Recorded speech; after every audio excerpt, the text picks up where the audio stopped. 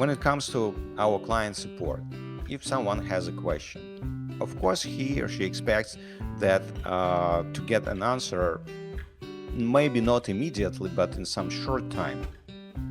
But because of this time shifts, different time zones, and also because consultant, they of course they are busy, they have some pre-scheduled things, they cannot do it. But currently our expectations, if we, for example, if we as customers we deal with some online services, of course we expect to get answers to our questions immediately, and this particular service allows that. So I believe this kind of services, this kind of artificial consultants, they will change the way how we deal with our clients.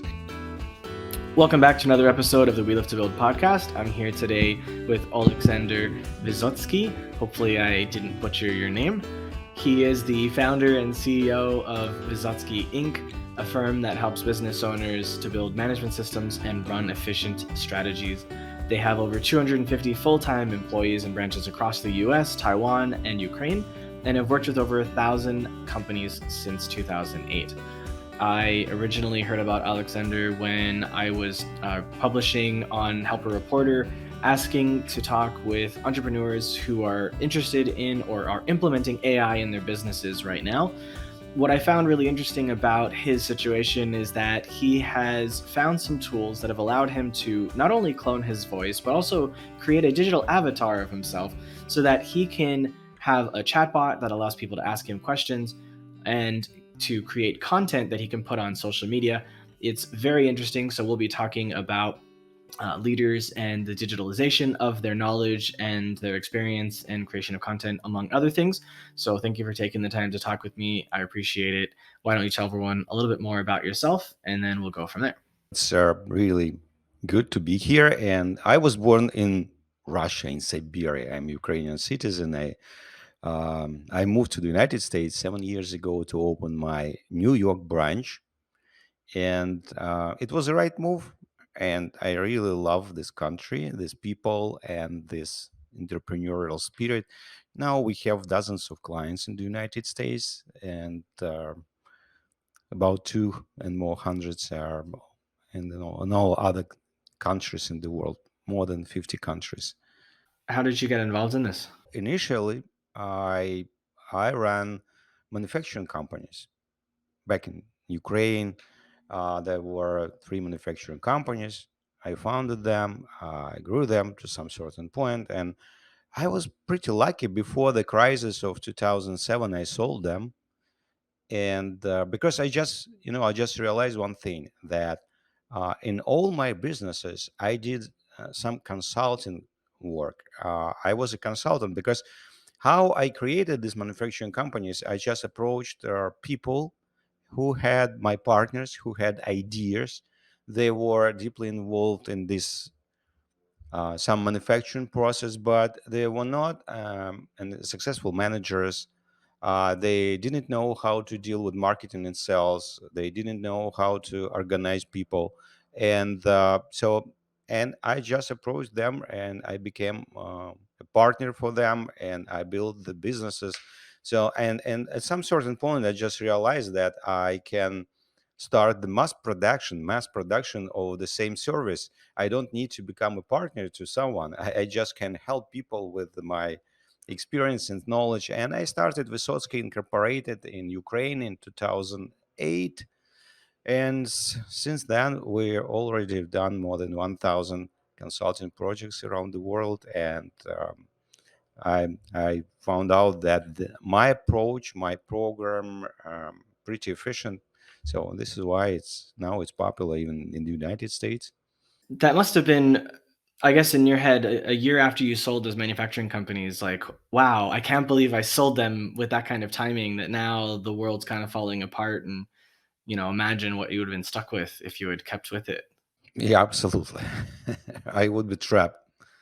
Was there something that said, I need to sell this right now? Was the like, did any like trigger go off in your head? Did you see something in the world? Like, how did you get this inkling that you needed to sell?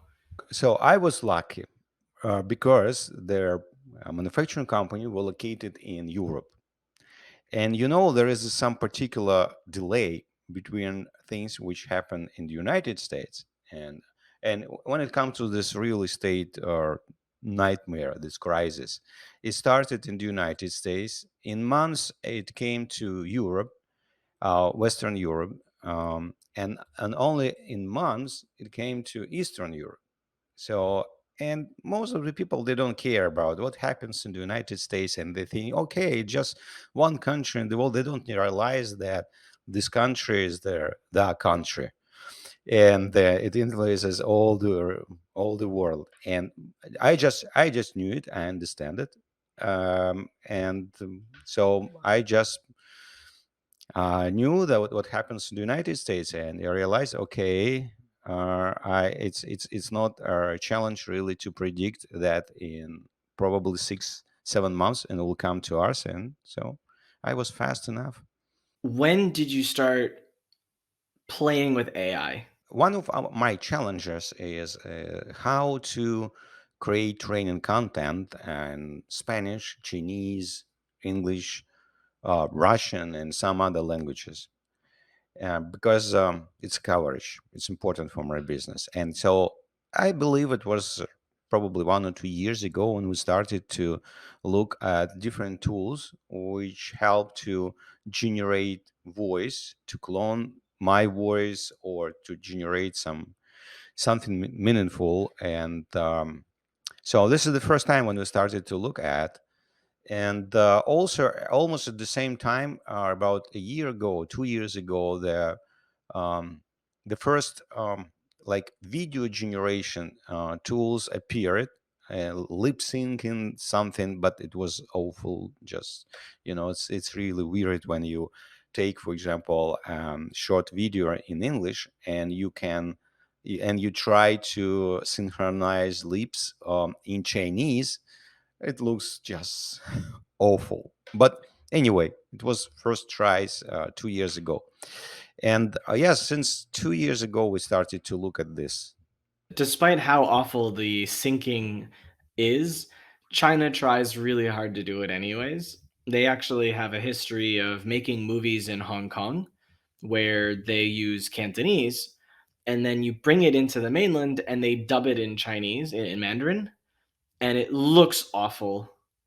So they are no stranger to that. Sometimes they try to do it with Western movies as well, where they'll try to dub in Mandarin and it just doesn't look good. When it comes to this lip sync technology, yes, you can sync lips, but you can synchronize gestures, emotions, body movements, and all the rest. And this is why it looks so terrible. Have you heard of this tool called MetaHuman from Unreal? Yes, absolutely. For me, for example, I need to produce like hours and hours of content every month, and it's too expensive and too complicated currently. But probably in the nearest future, it will change. I first heard about MetaHuman about 2 weeks ago, but beginning of May. And I saw it and it was incredible how it took in the facial movements, the gestures, and the vocals of someone live in front of the audience and then processed it and within a minute was capable of reskinning that person with some metahuman, or reusing the voice to say something different. It was incredible. I haven't seen anything like it. So I'm sure it's going to be something very interesting for you and for me and any content creator, really. But as you said, it's probably not in the realm of feasibility financially for most people right now. There's a few other tools that we talked about in our intro call that I want to mention here and see if you had a chance to use. One of them is called CoachVox. Did you get a chance to look at that one? Yes, I look at them, and also I send them an email, and now I'm on their wait list. And they promised to start the service on June 7th. So it looks very promising, by the way. because you need to feed this coach thing with Q&As, and they promise that this thing will be able to answer some questions, which is great. Really, it's exactly what I'm looking for, because for the years I recorded audio and video and articles, and it's about 3,000 questions, Q&As from my clients. So I have enough content to feed to this coach. And let's see. And I believe in this kind of approach because, I said right now we deal with more than 300 companies from around the world. And the problem is, I have about 60 consultants at my company full time. But when it comes to our client support, if someone has a question, of course he or she expects that to get an answer, maybe not immediately, but in some short time. But because of this time shifts, different time zones, and also because consultant, they of course they are busy, they have some pre-scheduled things, they cannot do it. But currently our expectations, if we, for example, if we as customers we deal with some online services, of course we expect to get answers to our questions immediately, and this particular service allows that. So I believe this kind of services, this kind of artificial consultants, they will change the way how we deal with our clients, and it will bring us to the next level. It's because it's about speed, it's about and also there's one more thing.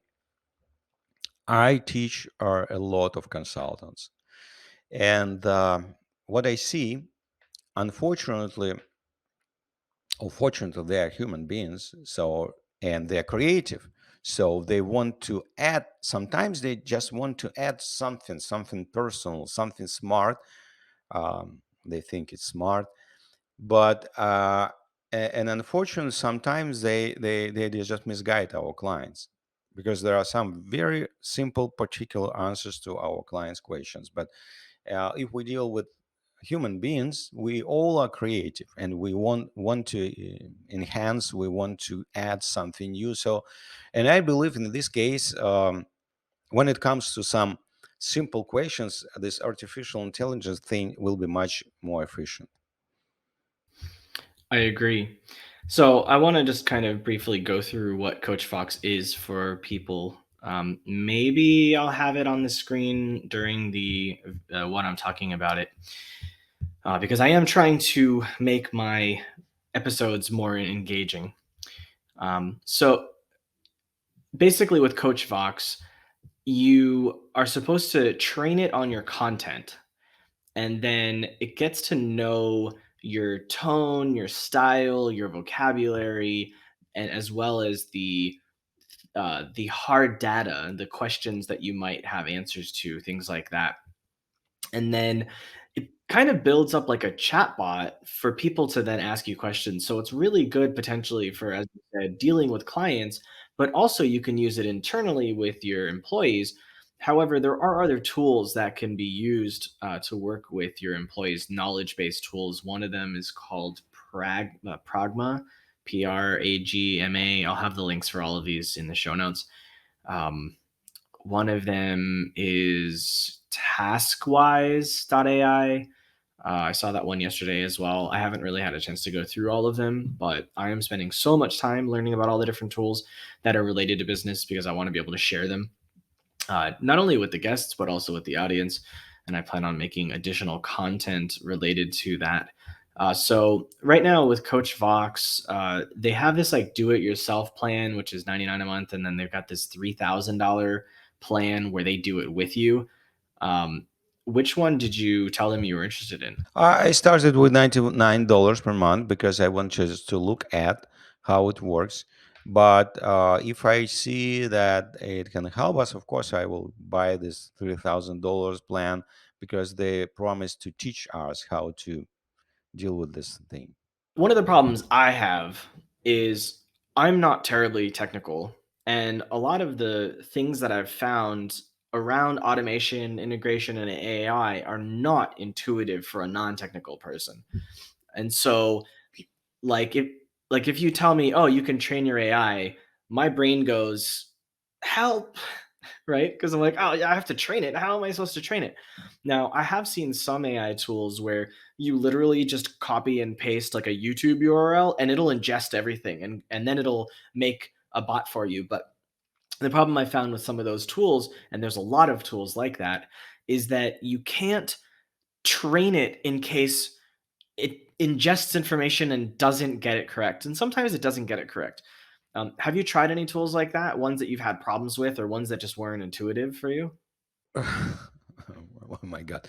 You know, my employees, they have troubles with ChatGPT because, like yesterday, I got some piece of work copyrighted. They wrote some script for our training video, and I had a lot of questions. And I found out they don't know how to write, let's say, precise and efficient prompt for ChatGPT. They need to be trained on this matter. So even when it comes to this very simple tool, we need to be trained. We need to get some information how to do this, how to do that, do it step by step. And I understand that very well because my business accelerator is created exactly this way. There is a small piece of training video information, and after you need to do some particular steps, and you have a coach who looks at that and say, okay, you need to do this another way, okay, change this and that.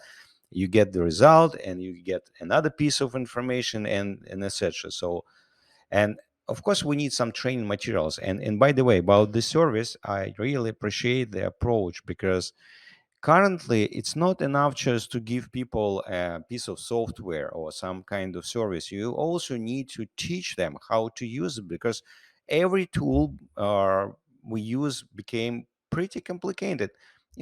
Look what happens with I don't know, Google spreadsheets. People don't know how to use it.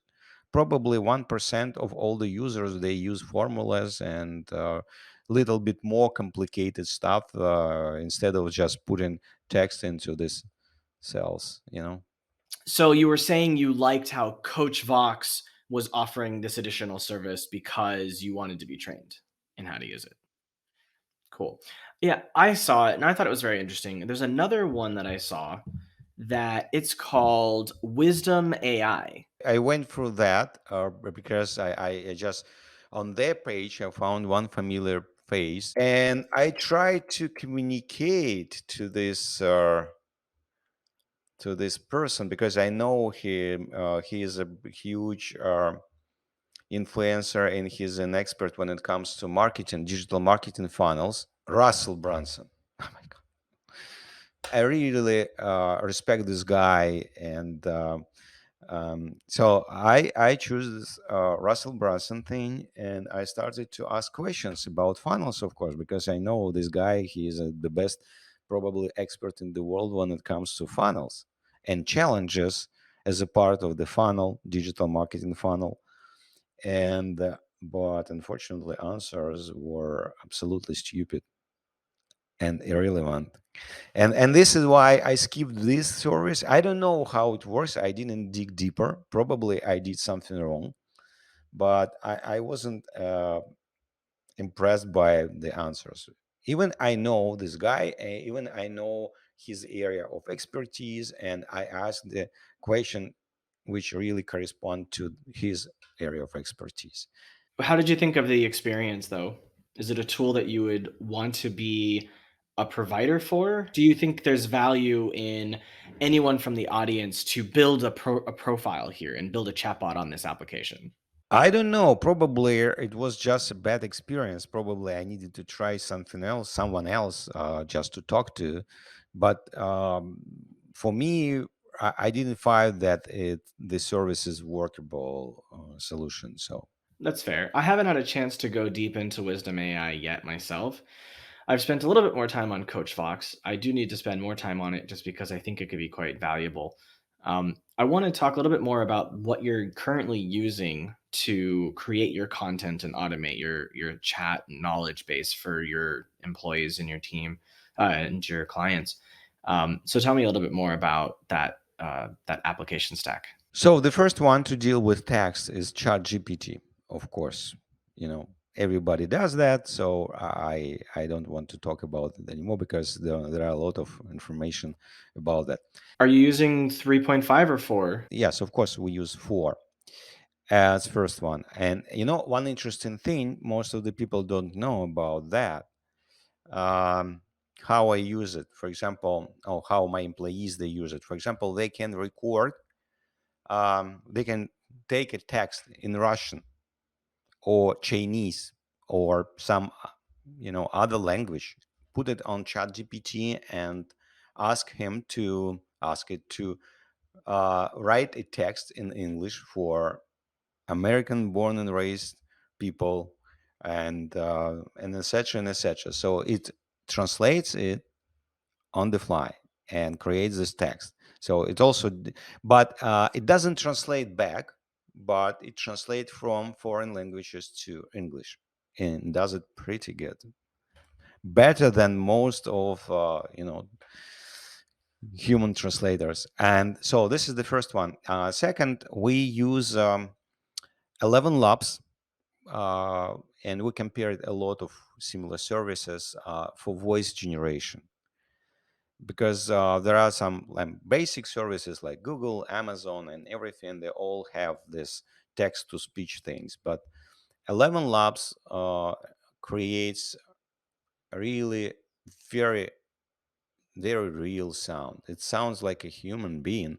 And also 11 Labs allows you to clone your voice. You just upload, like, I don't know, 10 minutes of your speech, and it generates a clone of your voice. And after that you can speak, Spanish, Polish, Chinese, English, whatever you want. um, so we use it for voice generation, and our framework is we create text using chat gpt, most of the time based on some pre-recordings, articles, Q&As. So we use chat gpt just for copywriting. After that, we use this text with ElevenLabs to generate audio track like podcast or something. And after we use HeyGen, I believe it's HeyGen AI, the name of this thing. Gen, yes, HeyGen AI, to create video. So I pre-recorded my avatar. Exactly, it looks exactly like this one in this studio. I recorded a short video. It takes probably about 10-20 minutes. Upload it to HeyGen. And now my teammates, my guys, my experts, they use this generated by my voice, clone voice, on 11 Labs soundtracks. They put on this HeyGen and they generate videos for social media, for training content, and everything. So, and in all this process, there is the very important point for me. I have to check the text. So, because now text is everything. Right. So how has that changed? I guess how have these tools changed the way your social media team works? Uh, and because, previously it was a pretty long process. First, we needed to choose some topics, and after I needed to record my ideas on each of them. And there was a copywriter who wrote scripts for example, reels.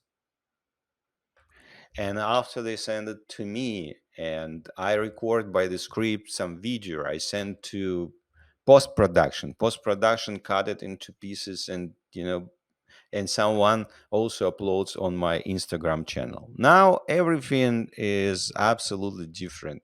So now it's I can generate these real scripts like with chat gpt almost instantly. I just type the main ideas what I want to deliver, and I asked ChatGPT to write a script uh, consisting of, I don't know, 100 words for Reels, for Instagram, for this kind of target audience. And that's it. I have the script. And after we just threw the script to 11 Labs, audio from 11 Labs to HeyGen, and that's it. We have this video. And we use also one more app. It's Captions on iPhone, on iOS, and to add captions for that. That's great. And do you have an idea, I guess, the difference in the cost per video? 20 times faster and 10 times cheaper. I hate to say it, but I use an application called Opus to do short clips. It's called Opus.pro. Opus, I think it's Opus.pro. And I've spoken with the founder, actually. I may be interviewing him. He's Chinese American. And what they do is you can paste a long form landscape YouTube URL into their application, and within 10 minutes they give you 10 to 15 clips that are automatically timed, synced, captioned with emojis, and centered on the screen, clipped into 9 by 16. So if you go on my YouTube channel and you look at my shorts, the ones that have been uploaded recently, 100% they're coming from Opus. I used to have a guy, unfortunately I let him go because Opus makes him unnecessary. I was paying him, it would take him about 2 or 3 hours to make a short, and now I get 15 in 10 minutes. Yeah, you know what happens with this world. You see, there are so many smart, capable people, experienced ones. They are losing their job right now. So if you're a business owner and you're trying to make content and struggling, or you aren't making content, you need to be checking out these tools because they can help you build your personal brand and your company brand. Because unfortunately, in this day and age, if you don't have content going out, you don't exist. So I'm really interested in the digitization of myself and my knowledge. I can't tell you, I mean, I'm sure you have a lot more knowledge and experience than I do. I already feel like I have so much that I can give, but I just don't have a way to centralize the information. Obviously, these podcasts are kind of a way, but oftentimes the podcast isn't really about me, it's about the guest. And so, I don't know how valuable my podcast would be as content to train AIs. But I used to write, like, I had thousands of blogs and several books, and the blogs are all gone, unfortunately. I deleted them years ago, but they were so valuable. I had personal information, I had travel information, trips I had been on. Um, and I kind of wish I didn't get rid of those now, because there's also these tools that are allowing you to build up like a digital version of the people in your life that are no longer here so that you can contact them. Now, this is totally like irrelevant to running a business, but it's a business itself. Yeah, probably. I know nothing about that, but probably if there are some people who wants to have, I don't know, some way to communicate with people who are not here, then probably, yeah, why not? I mean, it's totally doable already, because if you have, let's say, videos of that person or pictures of it. So if you have a picture of that person, there are already tools that will allow it to become like movable. So you can see a 3D image of that person, even if you only have a single shot. Now, there's others where if you have their voice, you can actually clone their voice. As you know, ElevenLabs can do that. There's a few others out there. So if you have an image of them or even a video of them, and you have audio of them, or if you have a journal, you can copy everything from the journal into that. And you can actually start to build up an AI chatbot of someone that you love who's dead now. And it's incredible. So like I'm trying now to create as much as I can about my parents and my grandma so that when they die, we can have it. And it's not just for us. It's for our kids and our grandkids and our great grandkids to be able to look back and go, it's not just a black and white picture of this person. Like when I look at my deceased relatives, they died in the 60s. They died 25 years before I was born. What do I have? A few black and white pictures that are falling apart. I don't know anything about them. But now we have the technology to do something better, so that our future generations don't have to have that same fate. They can actually interact with them in VR now. They can, you could build up an AI chatbot of a deceased relative and put it in an AI experience, and you can actually reach out and touch them and look at them face to face. Like, incredible what's happening with technology and AI, and just so happy to be alive at this point because it's so interesting. I can't wait for an opportunity to clone myself. I would love to do that because in this case, our communication with me will be, let's say, more available. Or I will be more reachable for people, for my clients, because I have hundreds of them around the world and they have questions. So if we can clone me, I would be happy. I imagine that someone like Warren Buffett would be very important to clone so that he could continue to run Berkshire Hathaway after he dies, so he could continue to make it valuable. It sounds scary, but yeah, why not? It's interesting question, right? Will we believe in his clone the same way like we believe in his ideas and his opinion?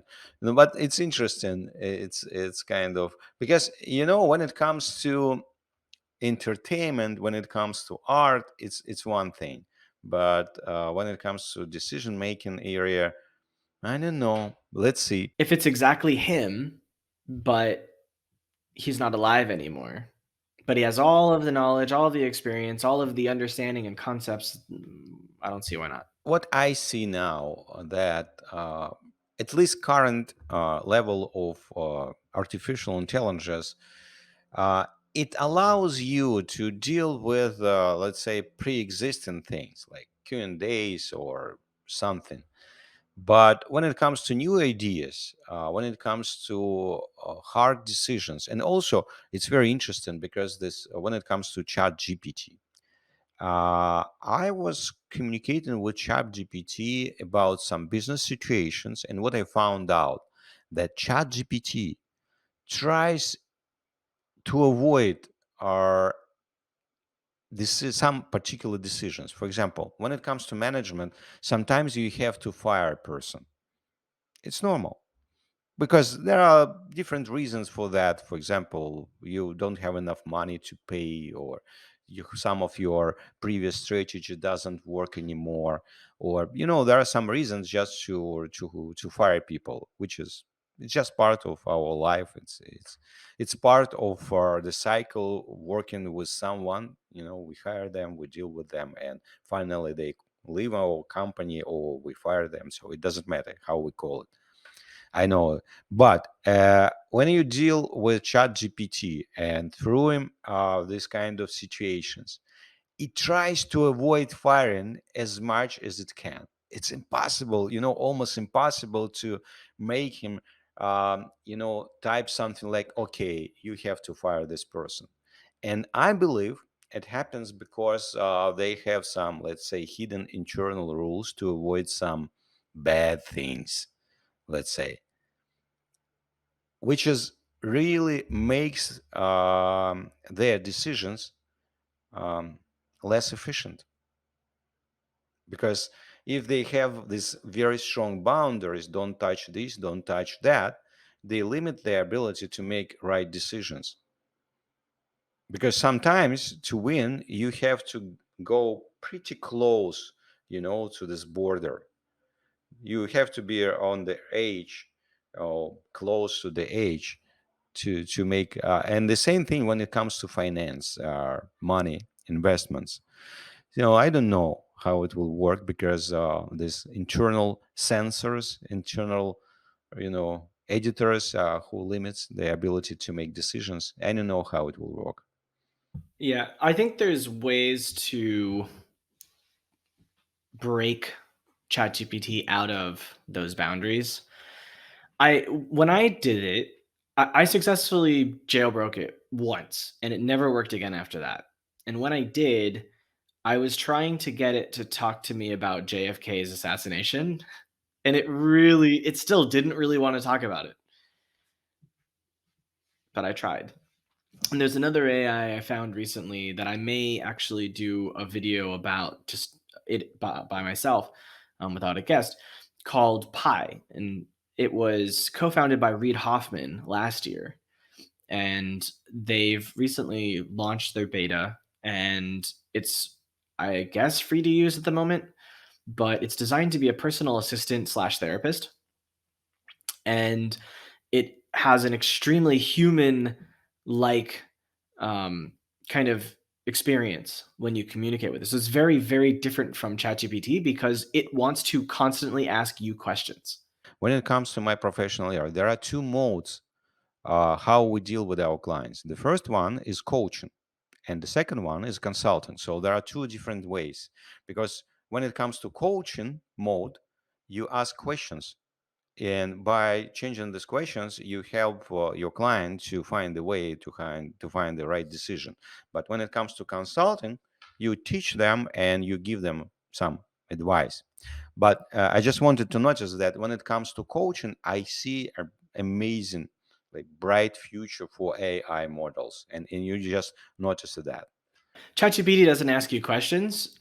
It it waits for you to ask it questions. So ChatGPT is more like a coach. No, ChatGPT is more like a consultant. You ask it for something and it tells you what you want. Hopefully, you get the right answer. Maybe you don't. Depends on how much you're paying, right? And then with Pi, you ask it questions and it gives you answers. Or no, it asks you questions and waits for you to respond like a therapist. Wow, I need to try that. I don't feel I need a therapist, but I love this idea, because something like this I can use for coaching. And and you could probably use it for your team too. This is HeyPi.com. So I'm probably going to do another video about this, probably 10-15 minutes. I've actually interviewed it once without video. I've kept the conversation, and I'm going to see if I can replicate it again, but actually while I'm on video, so that it's like people can see it's more realistic. Yeah, yeah. I'll wait for that. It's interesting. I tried to convince it that it was human, and I got pretty close, but it wouldn't budge. It acknowledged that there were similarities between humans and it, but the similarities were different, were large enough that you couldn't say it was a human. So it had a very, very strong logic system. And so I basically, like with human guests, I will listen to what you say and then ask you another question based on that. So I flipped the script and I wouldn't let it ask me questions. Instead, I asked it questions and it responded. But every time it responded, it wanted to ask me another question and I wouldn't let it. I wouldn't answer the questions. I would go and ask them another question. So it does allow it, but you have to just ignore its prompts and continue. Oh, okay, okay. It's interesting. But the interface is like ChatGPT. It's extremely simple and straightforward. And they launched or they founded the company about a year and a half ago, and they've already raised $225 million. Wow, I need to look at that for sure. Yeah. HeyPie.com. Again, it'll be in the show notes. I'm really excited about doing a solo video where it's my my guest basically. And one of the things that's interesting about it is it has text, but it also has voice too. So you can type to it, and it'll type back to you, but it'll also speak to you while its text response is coming up on the screen. Thank you. It's very helpful, because I'm looking for some tools, to support this coaching part of my business. There's a lot of people out there that are putting out content about AI tools, but I don't think there's people that are talking about the tools that business leaders can be using inside of their businesses. I think a lot of it is like, oh, you got your content. It's like, yeah, we talked about creating content, but like there's there's websites where there's tons of tools out there that you can learn about. So I'll say them here. I'll put the show in the show notes as well. One is there's an AI for that.com. and one is futuretools.io. I'm literally on these websites every day now, and I'm looking at every tool that's come out in the last 24 hours. There's so many. And I believe what you do is really valuable for business people, because we don't have much time to go through all this stuff and to find some, to find out how to use it. So it's really valuable what you do sharing this. Yeah, so I would like to be able to make a video for each tool, but I just don't have the time. Like I'm trying to learn how I can use those tools in my business, and as I get more comfortable with them, as I like them, then I'll probably go, okay, I'm gonna make a video about this one, this one, this one. Again, it's outside of the content from the podcast, but like I said, I'm trying to grow my channel to grow my authority, and I think this is something that very few people are doing right now is figuring out how these tools can be helpful for the business owner. So I think that's something very interesting. So then, how can people follow up with you? Instagram account probably, or LinkedIn profile, even better. Thank you very much for this great conversation. I appreciate it. It's very interesting, and hopefully, everyone that's listening to this found value in the tools we talked about, and hopefully, there's a way for you to use them within your own business in the future as soon as possible, so that it can help your business to grow. Don't forget that entrepreneurship is a marathon, not a sprint. So take care of yourself every day. Thank you, Oleksandr.